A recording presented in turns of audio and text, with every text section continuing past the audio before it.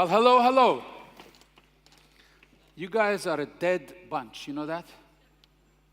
Now, those of you who attended last year's meeting know that the welcoming speech was made by my wonderful daughter, Selen, and she wrote to me last night, she says, you can't top my speech. I said, I know I cannot top your speech, but Startup Istanbul has certainly topped itself, last year's version. Ladies and gentlemen, 24,464 applications. Look around you. There's maybe 2,000 people in here, maybe 1,600. 20 times as much, 20 times as many applications as the audience here was received by Startup Istanbul. 4,000 of them made the first cut, over 2,000 Skype calls. This is a major undertaking, okay? And at the end of the day, 100 finalists here, and 15 of them will be here pitching at the end of the day, and I'll be moderating that session as well. Now, not only 1,000 participants from abroad, but also 50 speakers and mentors from abroad are attending Startup Istanbul. This is the 4th event in the series, and the participation went from 1,500 last year to 4,000 this year. This is the kind of hockey stick entrepreneurs would like to see. Startup Istanbul itself is an entrepreneurial activity, and it is certainly experiencing stellar growth, and we certainly hope to see it continue. Of the 4,000 registrants for the event, 40% are entrepreneurs and 30% are students. Those are the entrepreneurs of the future, of course. Now, of the countries that are represented here, I want to acknowledge the top countries in terms of number of participants. Number 1 is Pakistan with 206 participants. Hello for Pakistan.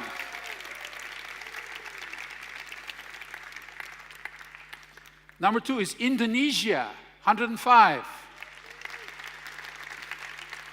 See, when we originally conceived this conference or this meeting, it was meant to be a regional conference, and all of a sudden we started getting applications from places like Indonesia, India, Nigeria, South Africa, US. Whoa, this is not a regional conference anymore. It's a global startup conference. India, 65. Nigeria, 61.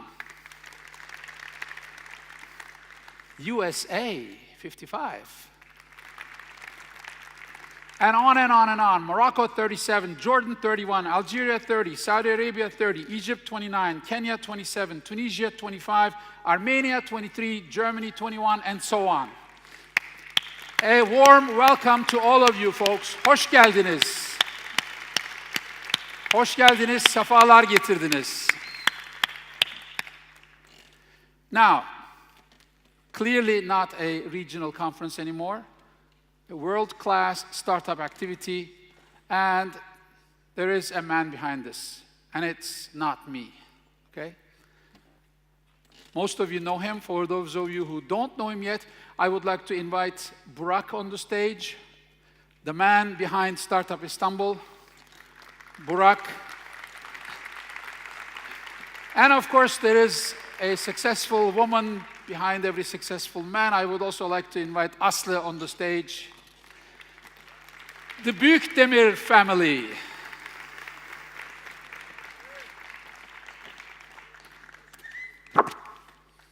Wait for your better part. She's coming. I think Aslı's first time on the stage, yes? Wonderful. Okay, are the cameras ready? Are the cameras ready? I want you to strike this pose, Burak. You and Aslı, both of you. Go like this. Okay.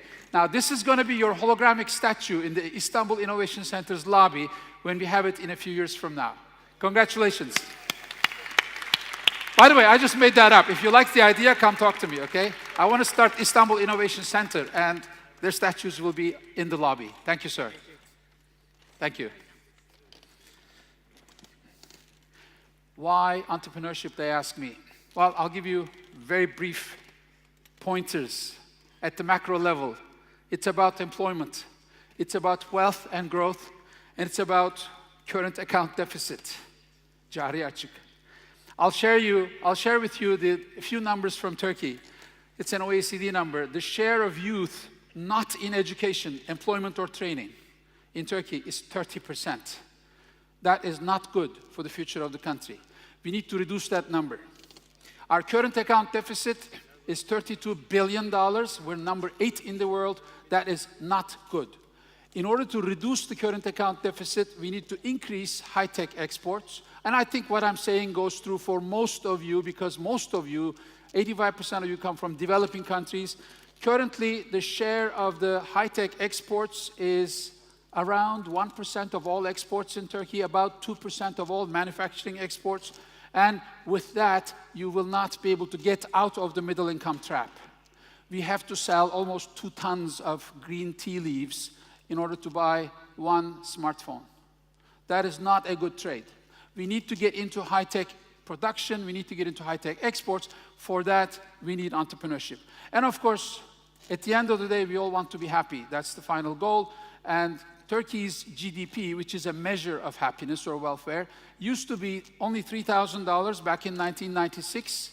In 10, 11 years, we made a big jump, reached the level of 9,300 in 2017. But unfortunately, we're stagnating there, okay? We're still around $9,000. This is called a middle-income trap. That's where most of the developing countries are now. It's not that hard to go from 2,000, 3,000 up to 10,000, but to get past 10,000, you really need to get into innovation, high-tech production, and high-tech exports. Now, that is your national reason. That's what you owe to your country. There's also an individual reason to be an entrepreneur. Because the alternative is the 40-40-40-40-40 rule. Let me tell you what the 40-40-40-40-40 rule is. It goes more or less for all the countries in the world, regardless of the units. You work for 40 hours a week, give or take, for 40 years, give or take, for a lousy $40,000 a year, give or take, and then you retire at 40% of the income that wasn't enough for you at the first place, and you have to live off of that income for 40 years. That is called corporate slavery. That is the alternative to entrepreneurship. But I don't want you to be entrepreneurs because you simply don't want to be corporate slaves. What's even worse than corporate slavery is living in somebody else's dream. Being a pawn on somebody else's chessboard and acting in somebody else's movie. We're not built for this. We're meant to be our own actors. We're meant to have our own dreams. We're meant to make a difference. We're meant to do something that no one has done before. We're meant to change the world, and we're meant to create meaning. Now, I'm going to introduce someone to you who has done that. His name is Rıfat Hisarcıklıoğlu. He's the president of TOB, the Union of Chambers and Commodity Exchanges of Turkey. For those of you from outside Turkey, TOB is the highest legal entity representing the private sector in Turkey, with a membership of 1.5 million companies. TOB is the primary sponsor of Startup Istanbul. I'm very happy to see that. I would like to see other members of the NGO, private sector, and the government sector sponsor Startup Istanbul together, because, ladies and gentlemen, entrepreneurship is not an individual sport.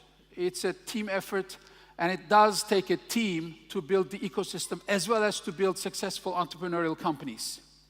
Rıfat Bey has been president of TOB since 2001. He has a very long list of accomplishments and other appointments, but noteworthy, especially noteworthy, is his vice presidency of Euro Chambers, as well as vice presidency of Islamic Chamber of Commerce and Industry and Agriculture. What's close to my heart, he's actually chair of a university board, the TOB Etu University. He's won a number of awards, and he's also the chairman of a successful group of companies, Eskihisar Group of Companies. Now, this is not a big surprise for those of you who know Turkey, because he's from Kayseri. Kayseri is the most entrepreneurial city in Turkey, and I'm also from Kayseri, okay? What Kayserites do is, if a son is successful in business, he gets to run the business. If he's no good in business, they sent him to school, okay? So I'm the one who ended up going to school, and he's the one who succeeded in business. Rıfat Hisarcıklıoğlu, ladies and gentlemen.